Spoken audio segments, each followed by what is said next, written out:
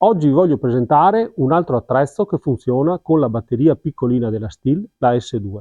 È il tagliasiepi HLA40, un tagliasiepi telescopico.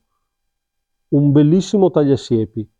Ha una altezza che va dai 2 metri ai 2,60, ha la testa orientabile, lama da 45 centimetri. Fate conto che questa lama è tagliata al laser e levigata al diamante per dare ottimi risultati di taglio. Può essere utilizzata su qualsiasi tipo di siepe, a condizione che la tagli almeno 2 volte all'anno, quindi vuol dire avere pareti di edera, siepe nostrana, fare rifiniture di cespugli. Ha come caratteristica la possibilità di allungarla e di accorciarla, quindi 2,60 m tutto alto, 2 metri corta, ha un'ottima impugnatura morbida che mi consente di poter lavorare con un bel equilibrio. L'inserimento della batteria è in questo punto, quindi contribuisce al bilanciamento della macchina.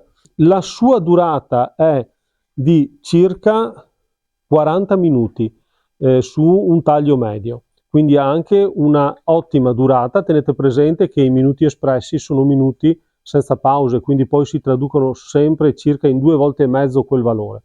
Abbiamo anche l'indicatore di carica con questo pulsante.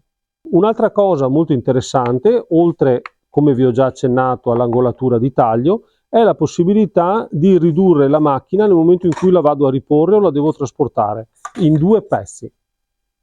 Quindi, in definitiva, un attrezzino che ci mancava di questa gamma, molto accessibile anche come prezzo, quindi ve la consiglio vivamente. Venite a trovarmi e se siete interessate cliccate nel link in descrizione. Ciao a tutti e buon taglio!